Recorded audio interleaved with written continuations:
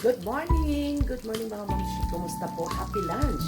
Ito po, nag-prepare po ako ng aking lunch, fried tilapia. Ayan. Tapos na po siya. At syempre, nilagyan ko po ng tissue yung ito para umano doon, yung tawag nito, oil niya. Ayan.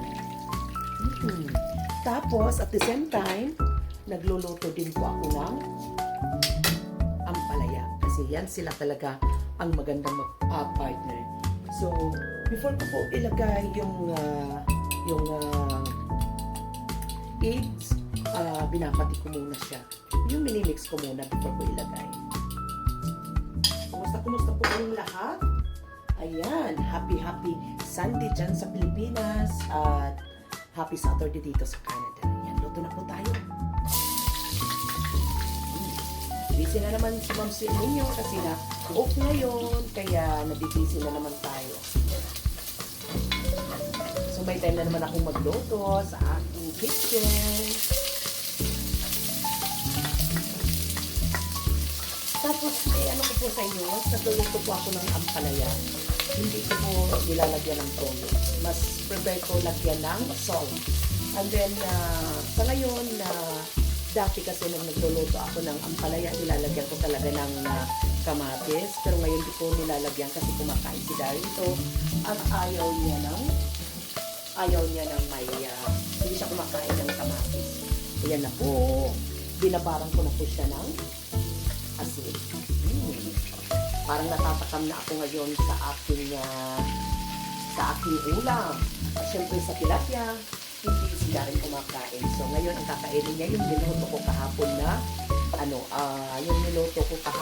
na yung buttered shrimp. Yan ang anuhin niya. Tapos, pag na po, lalagyan ko na po dito yung binati ko pong itlog. Ganyan po ako magluto. At saka, syempre, lalagyan ko po ng konting salt. Ganon lang po ako. Hindi ko nilalagyan talaga totally ng tuyo. Gusto ko lang salt at konting paminta. Pag nagluluto po kayo ng di ba may kasabihan na para daw hindi mapait yung ampalaya, huwag daw ninyo palaging yung igaganyan ninyo. Pero nadepende po sa technique. Kasi ako, pag nagluto talaga ako ng ampalaya, talagang hindi talaga siya mapait. May technique ako dyan. So, nalaman ko itong technique sa isa kong kaibigan na nagturo sa akin. Ayan. Tingnan po nyo. So, ayan, ipaanoin muna natin siya. Takpan muna natin. Ayan, ready na po ang ating lunch for today. Parang pinas lang talaga. Ayan yung aking tilapia. At syempre, ako lang ang kakain yan.